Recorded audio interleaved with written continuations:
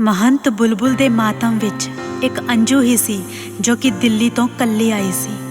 ਉਸ ਦਾ ਚੰਗਾ ਪਹਿਰਾਵਾ, ਰਹਿਣ ਸਹਿਣ ਤੇ ਬੋਲਣ ਦੀ ਲਿਆਕਤ ਤੋਂ ਪਤਾ ਚੱਲਦਾ ਸੀ ਕਿ ਚੰਗੀ ਪੜ੍ਹੀ ਲਿਖੀ ਸੀ। ਉਸਨੇ ਆਉਂਦਿਆਂ ਪਹਿਲੇ ਦਿਨ ਹੀ ਮੀਰਾ ਤੋਂ ਗੋਰੀ ਕੋਠੀ ਵਿੱਚ ਹੀ ਰਹਿਣ ਦੀ ਇਜਾਜ਼ਤ ਮੰਗ ਲਈ ਸੀ। ਉਹ ਸਿਰਫ ਦਿਨ ਦੇ ਸਮੇਂ ਪੈਲੇਸ ਵਿੱਚ ਰਹਿੰਦੀ ਅਤੇ ਰਾਤ ਗੋਰੀ ਕੋਠੀ ਦੇ ਮਹਿਮਾਨਾਂ ਵਾਲੇ ਕਮਰੇ ਵਿੱਚ ਹੀ ਕੱਟਦੀ। ਦਿਨ ਵਿੱਚ ਕਈ ਵਾਰ ਉਹ ਕਾਫੀ ਸਮਾਂ ਮੋਬਾਈਲ ਫੋਨ 'ਤੇ ਗੱਲਬਾਤ ਕਰਦੀ, ਜਿਵੇਂ ਕਿ ਉਹ ਕਿਸੇ ਚੰਗੇ ਤਗੜੇ ਕੰਮਕਾਰ ਵਿੱਚ ਰੁੱਝੀ ਹੋਵੇ। ਗੋਰੀ ਕੋਠੀ ਵਿੱਚ ਰਹਿਣ ਕਰਕੇ ਉਹ ਸਾਰੇ ਮੈਂਬਰਾਂ ਨਾਲ ਘੁਲ ਮਿਲ ਗਈ ਸੀ। ਮਾਤਮ ਖਤਮ ਹੋਣ 'ਤੇ ਉਸਨੇ ਨਿੱਜੀ ਕੰਮ ਦੀ ਵਜ੍ਹਾ ਕਰਕੇ ਕੁਝ ਦਿਨ ਰੁਕਣ ਲਈ ਮੀਰਾ ਨੂੰ ਕਿਹਾ ਤਾਂ ਉਹ ਖੁਸ਼ ਹੁੰਦੀ ਬੋਲੀ, ਧੰਨ ਭਾਗ ਸਾਡੇ, ਜਿੰਨਾ ਚਿਰ ਮਰਜ਼ੀ ਰਹਿ ਅੰਜੂ, ਇਸ ਵਕਤ ਵਿੱਚ ਸਾਨੂੰ ਤਾਂ ਤੁਹਾਡੀ ਸਭ ਦੀ ਲੋੜ ਹੈ। ਸੌਣ ਤੋਂ ਪਹਿਲਾਂ ਇੱਕ ਰਾਤ ਮੀਰਾ ਤੇ ਅੰਜੂ ਦੇਰ ਰਾਤ ਤੱਕ ਗੱਲੀ ਬਾਤੀ ਲੱਗੀਆਂ ਰਹੀਆਂ। ਅਤੀਤ ਵਿੱਚ ਹੰਢਾਇਆ ਦਰਦ ਫਰੋਲਣ ਤੋਂ ਭਾਵੇਂ ਦੋਨੋਂ ਹਿਚਕਿਚਾ ਰਹੀਆਂ ਸਨ, ਪਰ ਜੜ੍ਹਾਂ ਨਾਲ ਸਾਂਝ ਕਿੱਥੇ ਖਤਮ ਹੁੰਦੀ ਹੈ। ਗੱਲੀ ਲੱਗੀ ਮੀਰਾ ਬੋਲੀ, ਤੂੰ ਤਾਂ ਅੰਜੂ ਕਾਫੀ ਪੜ੍ਹੀ ਲਿਖੀ ਲੱਗਦੀ ਐ, ਕਿਸਮਤ ਵਾਲੀ ਐ। ਮੈਂ ਤਾਂ ਅਨਪੜ੍ਹ ਬੁੱਝੜ ਨੇ ਹੀ ਜ਼ਿੰਦਗੀ ਬਿਤਾ ਲਈ ਤੇ ਲੱਗਦਾ ਇਉਂ ਹੀ ਬਿਨਾਂ ਕਿਸੇ ਗਿਆਨ ਤੋਂ ਦੁਨੀਆ ਛੱਡ ਜਾਣੀ ਹੈ। ਕਾਸ਼ ਮੈਂ ਵੀ ਤੇਰੇ ਵਾਂਗ ਆ ਚਬੜ ਚਬੜ ਅੰਗਰੇਜ਼ੀ ਬੋਲਦੀ, ਦੁਨੀਆ ਨੂੰ ਉਂਗਲੀਆਂ ਤੇ ਨਚਾਉਂਦੀ। ਆ ਜੀਵਨ ਤਾਂ ਡੰਗਰਾਂ ਸਮਾਨ ਹੈ। ਹਾਂ, ਪਰ ਤੂੰ ਕਿਉਂ ਨਾ ਪੜ੍ਹੀ ਫਿਰ? ਕੀ ਤੂੰ ਜੰਮਦੀ ਹੀ ਗੋਰੀ ਕੋਠੀ ਆ ਗਈ ਸੀ ਖੁਸਰੀਆਂ ਕੋਲ? ਅੰਜੂ ਨੇ ਪੁੱਛਿਆ। ਨਾ 12 ਸਾਲਾਂ ਦੀ ਹੋ ਕੇ ਆਈ ਸੀ। ਮਾਪਿਆਂ ਨੇ ਘਰ ਰੱਖਿਆ ਪਾਲਿਆ, ਪਰ ਗਰੀਬੀ ਬਹੁਤੀ ਸੀ। ਬਾਪ ਨਾਲ ਆਵੇ ਤੇ ਕੰਮ ਕਰਦੀ, ਭਾਂਡੇ ਪਕਾਉਂਦੀ, ਮਿੱਟੀ ਕੁੱਟਦੀ ਰਹੀ। ਸਕੂਲ ਦਾ ਤਾਂ ਮੈਂ ਮੂੰਹ ਵੀ ਨਾ ਵੇਖਿਆ। ਪਰ ਫਿਰ ਇੱਥੇ ਕਿਵੇਂ? ਅੰਜੂ ਹੈਰਾਨੀ ਵੱਸ ਬੋਲੀ। ਜਿਉਂ-ਜਿਉਂ ਵੱਡੀ ਹੋਣ ਲੱਗੀ, ਆ ਮਰਦਾਨਾ ਆਵਾਜ਼ ਤੇ ਸਰੀਰਕ ਬਣਤਰ ਤੋਂ ਮੇਰੇ ਵਜੂਦ ਦਾ ਪਤਾ ਲੱਗਣ ਲੱਗ ਗਿਆ। ਪਿੰਡ ਦੇ ਜਵਾਕ ਮੈਨੂੰ ਬੱਦੂ ਕਰਨ ਲੱਗ ਪਏ। ਭੈਣ ਭਾਈ ਵੀ ਮੇਰੀ ਹੋਣ ਦੀ ਨਮੋਸ਼ੀ ਮੰਨਣ ਲੱਗ ਪਏ। ਫਿਰ ਮੇਰੇ ਹੀ ਮਨ ਵਿੱਚ ਆਇਆ ਕਿ ਇਹਨਾਂ ਵਿਚਾਰਿਆਂ ਦਾ ਕੀ ਦੋਸ਼? ਇਹਨਾਂ ਵਿਆਹ ਵੀ ਕਰਾਉਣੇ ਨੇ, ਗ੍ਰਹਸਥੀ ਵਸਾਉਣੀ ਹੈ। ਮੇਰੇ ਕਰਕੇ ਸਮਾਜ ਇਹਨਾਂ ਨੂੰ ਬਦੀਨ ਨਾ ਕਰੇ। ਮੈਂ ਕਿਉਂ ਅੰਮੀ ਜਾਇਆਂ ਦੇ ਰਾਹ ਕੰਡਿਆਲੀ ਖੋਰ ਬੀਜਾਂ, ਜਿਉਣਾ ਦੁੱਬਰ ਕਰਾਂ। ਅੰਮੀ ਅੱਬਾ ਬਥੇਰੇ ਕਲਪੇ, ਬਸ ਮਨ ਕਰੜਾ ਕਰਕੇ ਮੈਂ ਵੀ ਸਭ ਨੂੰ ਛੱਡ ਆਈ।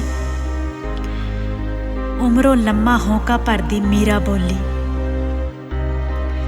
ਫੇਰ ਤਾਂ ਅੜਿਆ ਤੂੰ ਕਿਸਮਤ ਵਾਲੀ ਏ। ਤੇਰੇ ਗਰੀਬ ਤੇ ਫਕੀਰ ਮਾਪੇ ਤੈਨੂੰ ਰੋਏ ਤਾਂ ਸਹੀ। ਮੈਨੂੰ ਬਦਕਿਸਮਤ ਨੂੰ ਤਾਂ ਮੇਰੇ ਅਮੀਰ ਮਾਪਿਆਂ ਨੇ ਘਰੋਂ ਧੱਕਾ ਦੇ ਕੇ ਕੱਢਿਆ ਸੀ। ਅੰਜੂ ਦੇ ਬੋਲ ਮਸਾਂ ਗਲ ਵਿੱਚੋਂ ਨਿਕਲੇ। ਹਾਏ ਮੈਂ ਮਰ ਜਾ, ਉਹ ਕਿਵੇਂ? ਮੇਰੇ ਮਾਂ-ਬਾਪ ਚੰਗੇ ਪੜ੍ਹੇ ਲਿਖੇ ਤਗੜੇ ਘਰ ਦੇ ਸਨ। ਦੋਨੋਂ ਬੈਂਕ ਵਿੱਚ ਨੌਕਰੀ ਕਰਦੇ ਸੀ। ਅੰਤਰਜਾਤ ਵਿੱਚ ਦੋਹਾਂ ਨੇ ਪ੍ਰੇਮ ਵਿਵਾਹ ਕਰਵਾਇਆ ਸੀ। ਦੋਹੀਂ ਪਾਸੇ ਸਾਰੇ ਟੱਬਰ ਤੋਂ ਟੁੱਟ ਕੇ ਉਹਨਾਂ ਨੇ ਆਪਣੇ ਸੁਪਨਿਆਂ ਦਾ ਸੰਸਾਰ ਵਸਾਇਆ ਸੀ। ਸੁਣਿਆ ਸੀ ਕਿ ਦੋਨੋਂ ਇੱਕ ਦੂਜੇ ਦੇ ਸਾਹਾਂ ਵਿੱਚ ਸਾਹ ਲੈਂਦੇ ਸੀ। ਮੇਰਾ ਬਾਪ ਮੇਰੀ ਮਾਂ ਨੂੰ ਰਾਣੀਆਂ ਵਾਂਗ ਰੱਖਦਾ ਸੀ। ਜਦੋਂ ਮੇਰੇ ਕੁੱਖ 'ਚ ਠਹਿਰਣ ਦੀ ਖਬਰ ਉਸਦੇ ਕੰਨੀ ਪਈ ਨਾ, ਤਾਂ ਉਹ ਤਾਂ ਮਾਂ ਨੂੰ ਹੱਥਾਂ 'ਤੇ ਚੋਗ ਚਗਾਉਂਦਾ ਸੀ, ਉਹਦੇ ਮੂੰਹ ਵਿੱਚ ਬੁਰਕੀਆਂ ਪਾਉਂਦਾ। ਇਹ ਸਭ ਤਸਵੀਰਾਂ ਮੈਂ ਅੱਖੀਂ ਵੇਖੀਆਂ ਨੇ। ਪਰ ਬਸ ਮੇਰੇ ਦੁਨੀਆ ਵਿੱਚ ਆਉਣ ਦੀ ਦੇਰ ਸੀ ਕਿ ਸਭ ਤਹਿਸ ਨਹਿਸ ਹੋ ਗਿਆ। ਉਹਨਾਂ ਦੇ ਸੁਪਨਿਆਂ ਦਾ ਸੰਸਾਰ ਉੱਜੜ ਗਿਆ ਸੀ। ਕਿੰਨੀ ਨਿਭਾਗੀ ਸੀ ਮੈਂ। ਉਹਨਾਂ ਦੀ ਜ਼ਿੰਦਗੀ ਦੇ ਸਾਰੇ ਰੰਗ, ਸਾਰੇ ਹਾਸੇ ਤੇ ਰੀਝਾਂ ਮੈਂ ਡੈਣ ਬਣ ਕੇ ਸੜਾ ਗਈ। ਅੰਜੂ ਬੇਹੱਦ ਉਦਾਸ ਹੁੰਦੀ ਹੋਈ ਬੋਲੀ, ਬਸ ਕਰ, ਇਉਂ ਨਾ ਬੋਲ, ਸਾਡੇ ਹੱਥ ਵੱਸ ਕੀ ਹੈ? ਮੀਰਾ ਦਰਦ ਪਰੂਨੀ ਬੋਲੀ, ਪਰ ਉਹਨਾਂ ਨੇ ਮੈਨੂੰ ਮੁੰਡਾ ਬਣਾ ਕੇ ਰੱਖ ਲਿਆ। ਸਾਰੀ ਦੁਨੀਆ ਤੋਂ ਚੋਗੀ ਉਹ ਹਰ ਦਿਨ ਮਰਦੇ ਜਿਉਂਦੇ, ਘਰ ਦੀਆਂ ਕੰਧਾਂ ਸਰਾਪੀਆਂ ਗਈਆਂ। ਮੇਰੀਆਂ ਅਣਭੋਲ ਗੱਲਾਂ ਤੇ ਚੋਚਲੇ ਉਹਨਾਂ ਨੂੰ ਖੁਸ਼ੀ ਦੀ ਥਾਂ ਰੋਜ਼ ਅੱਲੇ ਜ਼ਖਮ ਦਿੰਦੇ। ਦੋਹਾਂ ਦੇ ਚਿਹਰਿਆਂ ਦੀ ਰੌਣਕ ਨੂੰ ਗ੍ਰਹਿਣ ਲੱਗ ਗਿਆ। ਦੁਸ਼ਮਣਬਾਜ਼ੀ ਤੇ ਇਲਜ਼ਾਮਾਂ ਨੇ ਦੋਹਾਂ ਵਿਚਾਲੇ ਇੱਕ ਕੰਧ ਉਸਾਰਨੀ ਸ਼ੁਰੂ ਕਰ ਦਿੱਤੀ। ਲੜਾਈ ਕਲੇਸ਼ ਨੇ ਘਰ ਵਿੱਚ ਪੱਕਾ ਡੇਰਾ ਲਾ ਲਿਆ। ਕਦੇ ਕਦੇ ਸਤੀ ਸਤਾਈ ਮੇਰੀ ਮਾਂ ਮਨ ਦੀ ਭੜਾਸ ਮੈਨੂੰ ਕੁੱਟ ਕੇ ਕੱਢਦੀ ਤੇ ਫਿਰ ਘੰਟਿਆਂ ਬੱਧੀ ਪਛਤਾਵੇ ਦੀ ਮਾਰ ਰੋਂਦੀ ਰਹਿੰਦੀ।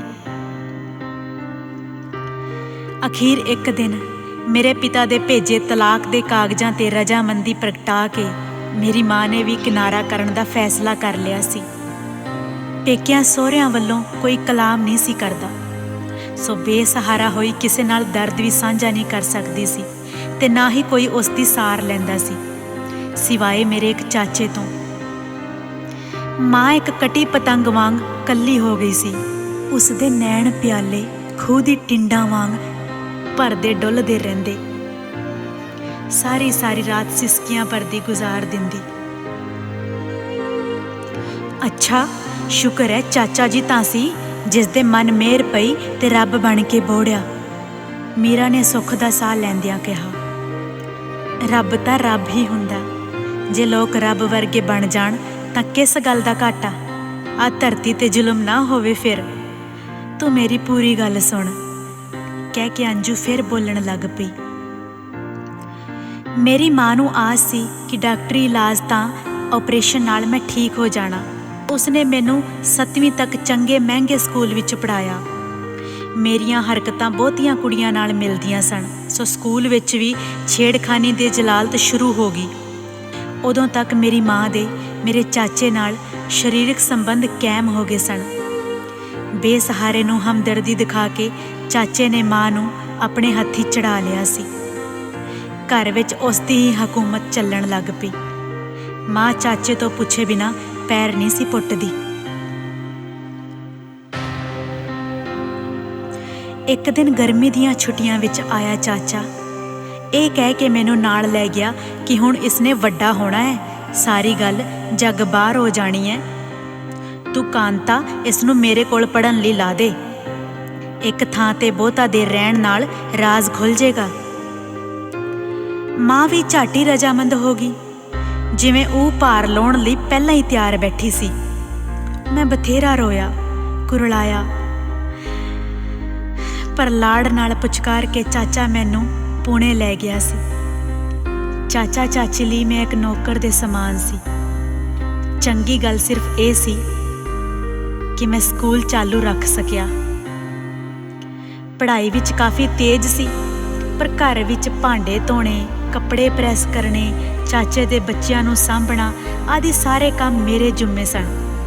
ਮੈਨੂੰ ਮੇਰੀ ਬੇਬਸੀ ਦਾ ਵੀ ਪਤਾ ਸੀ, ਸੋ ਮੈਂ ਚੁੱਪਚਾਪ ਹਾਲਾਤ ਨਾਲ ਸਮਝੌਤਾ ਕਰਦਾ ਰਹਿੰਦਾ। 10ਵੀਂ ਜਮਾਤ ਦੇ ਪੇਪਰਾਂ ਤੋਂ ਬਾਅਦ ਛੁੱਟੀਆਂ ਹੋਈਆਂ। ਚਾਚੀ ਤਾਂ ਬੱਚਿਆਂ ਨੂੰ ਲੈ ਕੇ ਆਪਣੇ ਪੇਕੇ ਚਲੀ ਗਈ ਜਾਂ ਭੇਜੀ ਗਈ ਅਤੇ ਮੇਰੀ ਮਾਂ ਨੇ ਮੈਨੂੰ ਲੈਣ ਆਉਣਾ ਸੀ। ਇੱਕ ਰਾਤ ਪਹਿਲਾਂ ਚਾਚੇ ਨੇ ਘਰ ਇੱਕ ਪਾਰਟੀ ਰੱਖੀ। ਉਸਦੇ ਦੋਸਤ ਮਿੱਤਰ ਆਏ।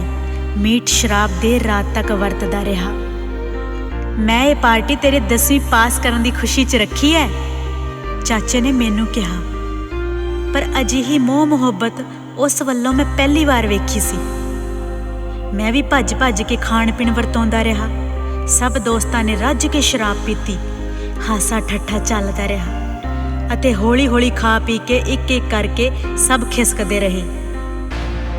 ਸਭ ਤੋਂ ਕਰੀਬੀ ਦੋਸਤ ਮਹੇਸ਼ ਤੇ ਰਾਜੇ ਨੂੰ ਗੇਟ ਤੇ ਛੱਡ ਕੇ ਆਉਂਦਾ ਚਾਚਾ ਸ਼ਰਾਬ ਦੇ ਨਸ਼ੇ ਵਿੱਚ ਝੂਮ ਰਿਹਾ ਸੀ ਤੇ ਥਥਲਾਉਂਦੀ ਜਿਹੀ ਆਵਾਜ਼ 'ਚ ਬੋਲਿਆ, ਭਤੀਜ, ਪਾਰਟੀ ਤਾਂ ਤੇਰੀ ਖੁਸ਼ੀ ਵਿੱਚ ਦਿੱਤੀ ਹੈ, ਤੂੰ ਵੀ ਅੱਜ ਘੁੱਟ ਲਾ ਹੀ ਲੈ। ਨਾ ਨਾ ਚਾਚਾ, ਮਾਂ ਗੁੱਸੇ ਹੋਊ, ਮੈਂ ਨਹੀਂ ਪੀਣੀ, ਮੈਂ ਕਿਹਾ। ਲੈ, ਮਾਂ ਤੇਰੀ ਗੁੱਸੇ ਹੋਣ ਨੂੰ ਇੱਥੇ ਬੈਠੀ ਆ ਕਿਤੇ, ਆਪਾਂ ਕਿਹੜਾ ਦੱਸਣਾ ਉਹਨੂੰ। ਜ਼ਬਰਦਸਤੀ ਵਿਸਕੀ ਦਾ ਪੈਗ ਬਣਾ ਕੇ ਮੇਰੇ ਮੂੰਹ ਨੂੰ ਲਾਉਂਦਾ ਚਾਚਾ ਇੰਨਾ ਕਰੀਬੀ ਕਦੇ ਨਹੀਂ ਸੀ ਲੱਗਿਆ। ਹਾਏ ਮੈਂ ਮਰ ਜਾਵਾਂ ਫੇਰ। ਸਰੀਰ ਨੂੰ ਸੁਕੋੜਦੀ ਮੀਰਾ ਪਰਵੱਟੇ ਉੱਤੇ ਚੱਕਦੀ ਬੋਲੀ।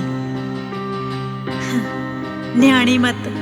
ਡਰਦੇ ਨੇ ਮੈਂ ਵੀ ਗਲਾਸ ਫੜ ਕੇ ਮੂੰਹ ਨੂੰ ਲਾਇਆ ਤੇ ਮੋਹਰਾ ਸਮਝ ਕੇ ਪੀ ਮਾਰਿਆ, ਜਦ ਤੱਕ ਗਲਾਸ ਦਾ ਥੱਲਾ ਨਾ ਦਿਸਿਆ। ਬਸ ਅਜਬ ਜਿਹੀ ਲੋੜ ਸਰੀਰ ਵਿੱਚ ਪੈਦਾ ਹੋਈ। ਚਾਚੇ ਨੇ ਨਾਲ ਦੀ ਨਾਲ ਇੱਕ ਹੋਰ ਪੈਗ ਮੇਰੇ ਹੱਥ ਫੜਾ ਦਿੱਤਾ। ਮੈਂ ਪੂਰਾ ਨਸ਼ੇ ਵਿੱਚ ਹੋ ਗਿਆ ਸੀ। ਮੇਰੀ ਜ਼ੁਬਾਨ ਤੇ ਕਦਮ ਥਰਕ ਰਹੇ ਸਨ। ਚਾਚੇ ਨੇ ਆਪਣੀ ਗਿਣੀ ਸਿੱਖੀ ਸਾਜ਼ਿਸ਼ ਅਧੀਨ ਮੇਰੇ ਸਰੀਰ ਨਾਲ ਛੇੜਛਾੜ ਕਰਨੀ ਸ਼ੁਰੂ ਕਰ ਦਿੱਤੀ। ਮੇਰੇ ਰੋਕਣ ਤੇ ਉਸਨੇ ਖੁਰਕੀ ਮਾਰੀ ਤੇ ਚੁੱਪ ਰਹਿਣ ਲਈ ਢਿੱਡ ਵਿੱਚ ਹੂਸ ਮਾਰੀ।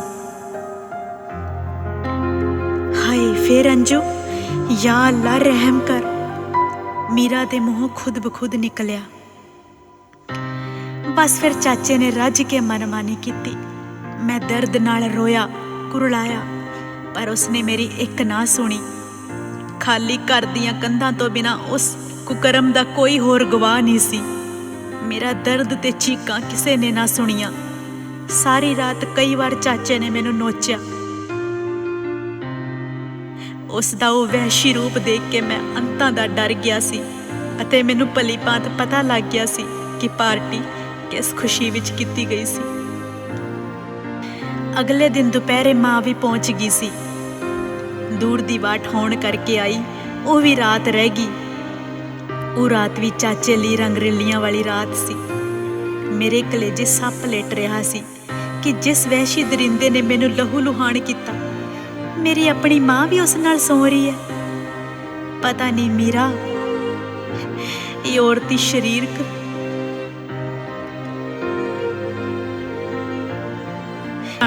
ਉਹ ਰਾਤ ਅੱਜ ਵੀ ਜਦ ਚੇਤਿਆਂ ਵਿੱਚ ਆਉਂਦੀ ਹੈ ਤਾਂ ਮੇਰੇ ਜਿਸਮ ਵਾਂਗ ਮੇਰੀ ਰੂਹ ਵੀ ਲਹੂ ਲੁਹਾਨ ਹੋ ਜਾਂਦੀ ਹੈ।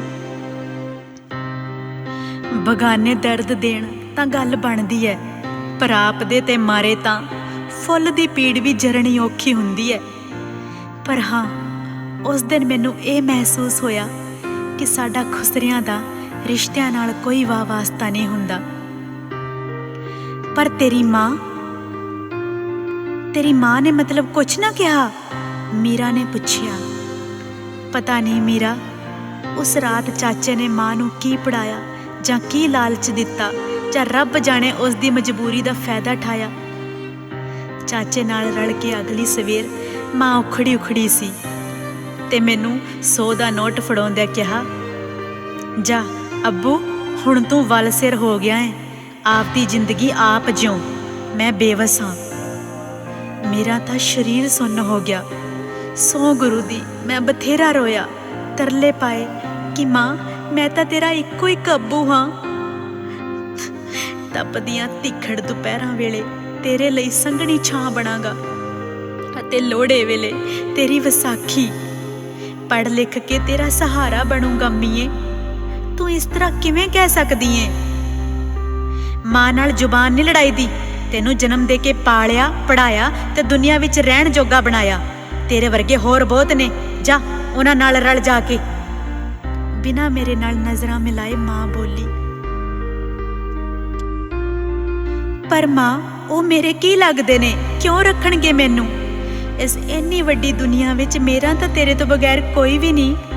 ਪਾਪਾ ਛੱਡ ਗਏ ਨੇ, ਹੁਣ ਹਾੜਾ ਤੂੰ ਨਾ ਛੱਡ ਮੈਨੂੰ। ਹੱਥ ਬੰਨ੍ਹਦਾ ਗਿੜਗੁੜਾਉਂਦਾ ਹੋਇਆ ਮੈਂ ਉਸਦੇ ਪੈਰੀ ਬਹਿ ਗਿਆ ਸੀ। ਸੱਚ ਜਾਣੀ, ਰਿਸ਼ਤਿਆਂ ਦੇ ਸੌਦੇ ਵਿੱਚ ਬੜਾ ਘਾਟਾ ਖਾਧਾ ਮੈਂ। ਮਾਂ ਦਾ ਦਿਲ ਪਿਘਲਦਾ ਵੇਖ ਕੇ ਚਾਚਾ ਫੇਰ ਮੂਰੇ ਹੋ ਗਿਆ ਤੇ ਬੋਲਿਆ, ਓਏ, ਅਸੀਂ ਤੇਰੇ ਦੁਸ਼ਮਣ ਨਹੀਂ ਆ, ਤੇਰਾ ਭਲਾ ਹੀ ਸੋਚਦੇ ਆ। ਆ 50 ਰੁਪਏ ਹੋਰ ਚੱਕ ਕਿਰਾਏ ਭਾੜੇ ਲਈ ਅਤੇ ਆਪਦੀ ਜ਼ਿੰਦਗੀ ਜਿਉਣੀ ਸਿੱਖ। ਇਹ ਕੱਲੀ ਕਹਿਰੀ ਤਾਂ ਪਹਿਲਾਂ ਹੀ ਤੇਰੇ ਕਰਕੇ ਬਰਬਾਦ ਹੋ ਚੁੱਕੀ ਹੈ। ਬਸ ਉਸ ਦਿਨ ਮੇਰੀਆਂ ਮਿੰਟਾਂ ਤਰਲੇ ਵੀ ਚਾਚੇ ਦੀ ਦਲੀਲ ਮੂਹਰੇ ਫਿੱਕੀਆਂ ਪੈ ਗਈਆਂ ਸਨ। ਮਾਂ ਚੁੱਪ ਸੀ ਤੇ ਮੈਂ ਵੀ ਸਮਝ ਗਿਆ ਸੀ ਕਿ ਹੁਣ ਗਿੜਗੁੜਾਉਣ ਦਾ ਕੋਈ ਫਾਇਦਾ ਨਹੀਂ। ਦੁਨੀਆ ਬੜੀ ਸਵਾਰਥੀ ਹੈ ਨਾ ਅੰਜੂ? ਅੰਜੂ ਦਾ ਹੱਥ ਘੁੱਟਦੀ ਮੀਰਾ ਬੋਲੀ। ਹਾਂ ਮੀਰਾ, ਮੈਂ ਸੋਚਿਆ, ਅੰਜੂ ਤੂੰ ਤਾਂ ਮਿੰਬਰ ਦੀ ਲੱਕੜੀ ਹੈ, ਨਾ ਬਾਲਣ ਜੋਗੀ ਹੈ ਤਾਂ ਨਾ ਵੇਚਣ ਜੋਗੀ। ਬਸ ਮੈਂ ਉਸ ਦਿਨ ਦਾ ਘਰੋਂ ਪੈਰ ਚੁੱਕਿਆ, ਮੁੜ ਕੇ ਪਿੱਛੇ ਨਹੀਂ ਵੇਖਿਆ। ਕੌਣ ਜਿਉਂਦਾ ਹੈ, ਕੌਣ ਮਰ ਗਿਆ। ਕਹਿੰਦੇ ਹੁੰਦੇ ਨੇ ਨਾ ਕਿ ਫਾਸਲਿਆਂ ਦੀ ਰਾਤ ਚਿਰਾਗ ਨਹੀਂ ਵੰਡੀਏ। ਆਪਦੀ ਜ਼ਿੰਦਗੀ ਨੂੰ ਬਿਹਤਰ ਬਣਾਉਣ ਲਈ ਮੈਂ ਡੇਰੇ ਵਿੱਚ ਰਹਿੰਦਾ ਵੀ ਪੜ੍ਹਦਾ ਹੀ ਰਿਹਾ ਸੀ। ਆਪ ਦੀ ਅੰਦਰੂਨੀ ਸ਼ਨਾਖਤ ਤੇ ਦੁਨੀਆ ਨਾਲ ਲੜਨ ਲਈ ਮੈਂ ਔਰਤ ਦਾ ਭੇਸ ਧਾਰਨ ਕਰ ਲਿਆ, ਕਿਉਂਕਿ ਮੇਰੇ ਸ਼ੌਂਕ ਤੇ ਚੱਜ ਆਚਾਰ ਵੀ ਔਰਤਾਂ ਵਾਲੇ ਸਨ। ਮੇਰੇ ਡੇਰੇ ਵਿੱਚ ਉਸਤਾਦ ਮੇਰੀ ਰਹਿਣ ਸਹਿਣ ਤੇ ਪੜ੍ਹਨ ਲਈ ਥੋੜੀ ਬਹੁਤ ਮਦਦ ਕਰਦੇ ਰਹੇ।